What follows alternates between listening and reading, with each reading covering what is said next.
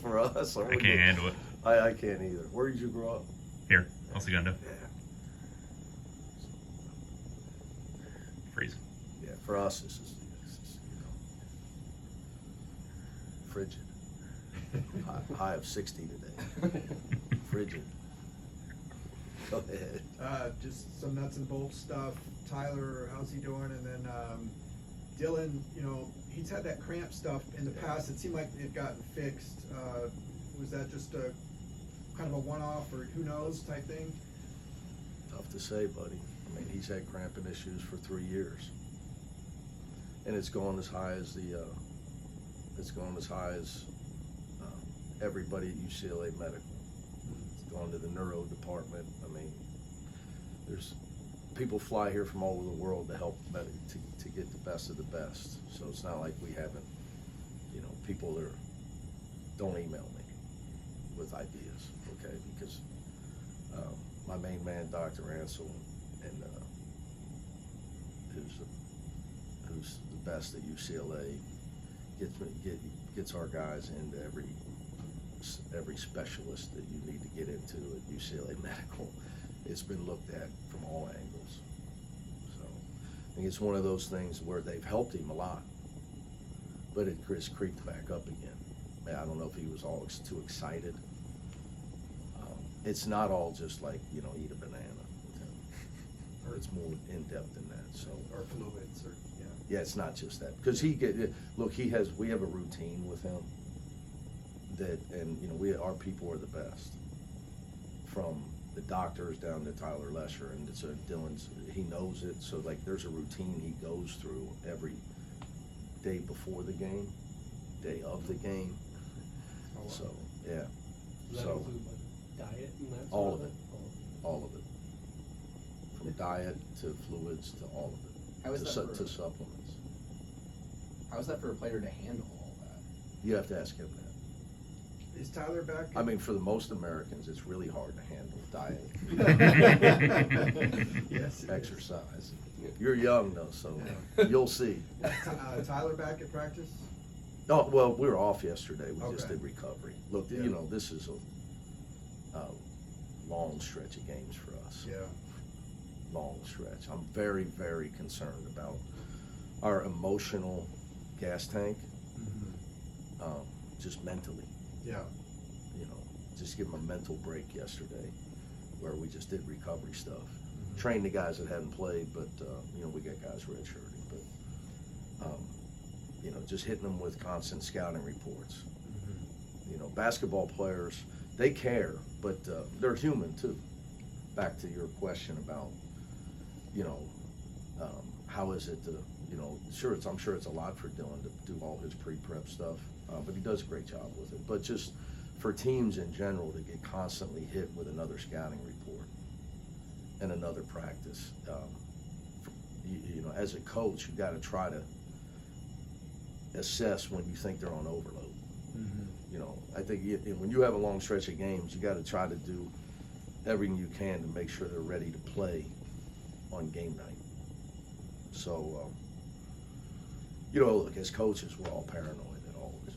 We live life paranoid about everything. But the older I've gotten, the more I realize less is more sometimes. And going on that, assessing overload and all that, is that even more difficult to do this year compared to maybe last year when you knew it was Thursday, Saturday, basically with Pac-12? Look, in the Pac-12, it's a layup. Right. You get in a routine. Yeah. And now Post, from January on, you're off Sunday. You got your routine of how you handle Monday, Tuesday, Wednesday. Yeah. How you handle your Friday in between. I mean, it's just a routine. Have you guys had to adjust then Totally. as the season went on? Totally. Well, I mean, we knew it. It's not Right. like it was. I knew once we went. They announced we were going to the Big Ten. It was going to be night and day. So you're not in a routine. Yep. You have every week is different. Every day, obviously it's you get a little bit. When's our next game after Oregon? Tuesday against Michigan State. Yeah, so you'll be off Friday. Give them a whole day off Friday, and then you got 3 days of prep where it's kind of pick your day you want to go hard and all. Now it's just how do you make sure they're ready at game time, and get some prep. You got to get some prep work in, Right. but you get and make sure that they're ready at game time. Once Tyler gets back, you'll have a nice problem because you got a lot of guys for limited number of minutes at the 3, 4, 5 spots. Yeah, I just don't see. I wouldn't word it that way, so I'm not sure what you mean by problem. Not you got. I don't too see many that good as a players problem. and not enough minutes. Well, no, I don't. I wouldn't say that. I think maybe the Boston Celtics get too many good players. Okay. I don't see that we have anybody on the draft lottery board. I love my guys. Yeah. They're great. I know what you're getting at. Yeah. Aday's playing better. Right. Okay, but I don't see anybody picking us for the Final Four. So, I do, strategically, things, if you look back, there were times where we played Aday and Tyler together. I think Eric played too much in the USC game. And why I said that to you in a post game. I think guys, some guys, they're going to give you what they're going to give you, whether they play 27 minutes or 36 minutes. So that extra 9, they don't give you anything because they're tired. And they hurt your defense. Whether it's, Mick Cronin or Elmer Fudd out there. I mean, the name of the person's irrelevant. I think, you can, there's very few guys, Kobe's an exception. Jaime Jaquez, guys could play, seniors. They could play huge, usually it's a senior. They could play huge minutes with no drop off. So I still, I don't see it as a problem. I see a problem the other way. I say, hopefully with Aday, we don't have to play guys that shouldn't be out there. Yeah. Right. Right? Because you got to make sure you've got guys out there that are being effective. They're not just out there to be out there. So that's how I look at it. Anyway. So I think the more pertinent point of all that is, can Aday and Tyler play together? Defensively, can Tyler? He's gonna have to play out on the floor more from his mobility standpoint, which obviously Eric can do that. Yeah. What have you seen? That's the bigger. Yeah. So that's the problem. Okay. Yeah. When you've been seeing that a little bit this year, obviously them playing together. I actually have gone back yesterday. Yeah. And looked at minutes they played together. And what were kind of your takeaways from defensively, especially? Well, it was based off of who we were playing. It's all who you're playing. Yeah. It's a bigger challenge if the guy they're guarding is a really tough matchup of an extremely fast guy, or Tyler gets caught in switches. Or like in the USC game, there had been times in the season that they had taken AG out and played Ogbo at center. Right. Now he would have had a real problem. Right, with it, if you got Aday on him. Right. I think those are the things that you got to be, if you want that lineup in, and you want Tyler, Tyler at the 4, defensively, how are you going to handle that? If he's guarding a 4 guard, right. a 4th guard, and a smaller team is playing 4 guards. Now Oregon, they don't do that. They play, Brandon Angel and Kwame Evans. So that they don't really play where they would play like a 6'5" guy. It's a speedy guy. Right. So it's kind of a game-to-game thing. Would you stick Eric on there with Tyler and Aday, or is that giving up too much? I haven't really done that yet, because again, that puts Eric on a much faster guy, which isn't really his strength. I think he'll be able to get there. I think hopefully that he'll be able to get there. I think that would be our best rebounding team. It seemed like Dylan had a lot of the offensive responsibilities on his shoulder last game. Was that a function of Tyler being out, or just a matchup thing with USC? Look, I think he's playing better. I mean, Dylan, he's playing well. Got to give him credit. Obviously had a rough start to the season. I think his experience is coming through right now. Maybe I'm coaching him better. I give him all the credit, though. He's playing better.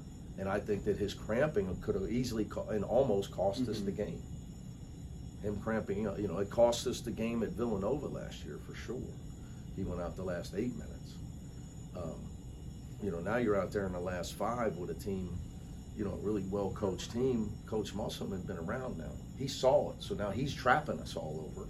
He saw it, he don't know why, but Andrews isn't in the game, so he's trapping us.